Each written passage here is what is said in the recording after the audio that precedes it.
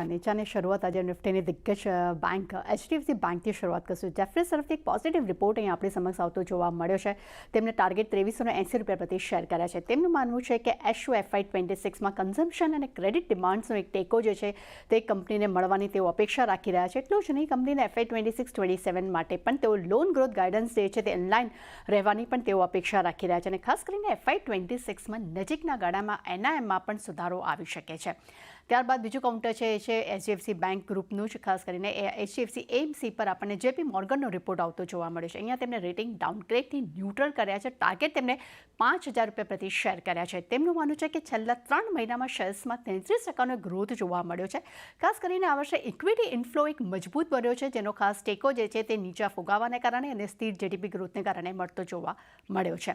ત્યારબાદ persistent system પર મેક્વાયરીના report પર નજર કરશું. તેમને આઉટ પરફોર્મ રેટિંગ આપ્યા છે. ટાર્ગેટ તેમને ₹7330 પ્રતિ શેર કર્યા છે. તેમનું માનવું છે કે FY25માં યુએસડીની દ્રષ્ટિએ 18%નો એક ઓર્ગેનિક આવક ગ્રોથ અહીંયા જોવા મળ્યો છે. અને ખાસ કરીને FY27માં માર્જિન છે તે 200 બેસિસ પોઈન્ટ પણ વધવાનું ગાઇડન્સ તેમને અહીંયા રાખ્યું છે. ત્યારબાદ NMDC પર નજર કરશું. એ 2 બ્રોકરેજ રિપોર્ટ આવ્યા છે. બંને જ નેગેટિવ વ્યૂ આપી રહ્યા છે. સિટી તરફથી વેચવાલીની સલાહ છે. ટાર્ગેટ તેમને ₹60 પ્રતિ શેર કર્યા છે. તેમનું માનવું છે કે NMDCના પ્રાઇસમાં આવનારા સમયમાં ગ્રોથ જોવા મળી શકે છે. અને ખાસ કરીને FY26 સુધીમાં આયર્ન ઓરની ક્ષમતા પણ જે છે તે 25 મેટ્રિક ટન સુધી વધવાની તેઓ અપેક્ષા રાખી રહ્યા છે. પરંતુ હાલમાં આયાત વધવાથી સ્ટીલના પ્રાઇસ ઘટી શકે છે. ખાસ કરીને સ્થાનિક પ્રાઇસ ઘટી શકે છે. તેનું ઇમ્પેક્ટ NMDC પર જોવા મળી શકે છે. કોટક તરફથી પણ NMDC માટે આપણને સેલ રેટિંગ જોવા મળ્યા છે. ટાર્ગેટ ₹55 પ્રતિ શેર કર્યા છે. તેમનું પણ માનવું છે કે ખાસ કરીને સ્થાનિક પ્રાઇઝીસમાં 8% ડિસ્કાઉન્ટ જોવા મળ્યું છે. ખાસ કરીને આયાત કરવા માટે કરીને સ્થાનિક પ્રાઇઝીસમાં એક ઘટાડો જોવા મળ્યો છે. તે એક નેગેટિવ ઇમ્પેક્ટ અહીંયા કહી શકાય. ત્યારબાદ નજર કરશું મેક્સ ફાઇનાન્શિયલ પર. અહીંયા જેફરીઝ તરફથી એક પોઝિટિવ રિપોર્ટ આવતો જોવા મળ્યો છે. તેમને બાય રેટિંગ્સ આપ્યા છે. ટાર્ગેટ તેમને વધારીને ₹1830 પ્રતિ શેર કર્યા છે. તેમનું માનવું છે કે FY26માં એપી ગ્રોથ જે છે અને માર્જિન ગાઇડન્સમાં સુધારો આવી શકે છે. અને કંપની ખાસ કરીને તેના એક્સિસ મેક્સ લાઈફમાં એક રિસ્ક રિવોર્ડ એક જે મજબૂત જોવા મળી રહ્યું છે. આ કારણથી એક પોઝિટિવ રિપોર્ટ તેઓ આપી રહ્યા છે.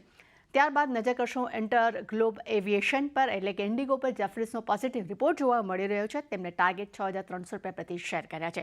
તેમનું માનવું છે કે ભારતમાં aviation growth guidance long term tail winds અહીંયા તેઓ માની રહ્યા છે. એટલે પોઝિટિવ રિપોર્ટ્સ કહી શકાય. ત્યારબાદ ઇન્ડિયન હોટલ્સ પર જેફરીઝના રિપોર્ટ પર નજર કરશું. તેમને બાય રેટિંગ્સ આપ્યું છે.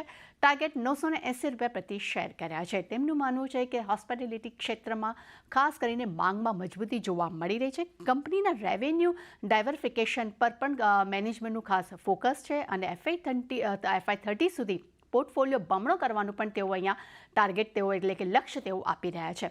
ત્યારબાદ નજર કરશું અંબુજા સિમેન્ટ પર. જેફરીઝ તરફથી આપણને બાય રેટિંગ્સનો રિપોર્ટ જોવા મળ્યો છે. લક્ષ્યાંક તેમને ₹700 પ્રતિ શેર કર્યા છે.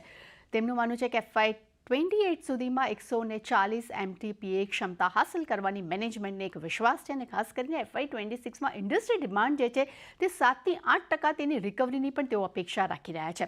અને છેલ્લે ફોકસ કરશું BSE પર. જેફરીઝ તરફથી આપણને હોલ્ડ રેટિંગનો રિપોર્ટ આવતો જોવા મળ્યો છે. ટાર્ગેટ વધારીને તેમને ₹2900 પ્રતિ શેર તેમને કર્યા છે. તેમનું માનવું છે કે F&O એક્સપાયરી ડે પર મેનેજમેન્ટ હજી પણ સ્પષ્ટતાની રાહ જોઈ રહ્યા છે. ખાસ કરીને વોલ્યુમ પર તેની કોઈપણ પ્રકારની અસર નહીં પડે તેવી પણ મેનેજમેન્ટની અપેક્ષા છે. અને ખાસ કરીને નવા ડેરિવેટિવ્સ પ્રોડક્ટ દ્વારા નફાને પણ ટેકો મળી શકે છે. એટલે જાની નો ડાઉટ ઘણા બધા બ્રોકરેજ રિપોર્ટ છે, પરંતુ ખાસ કરીને એચડીએફસી ગ્રુપ, BSEનું કાઉન્ટર, NMDC જેવું કાઉન્ટર આજે આપણને ફોકસમાં જોવા મળી શકે છે. જી.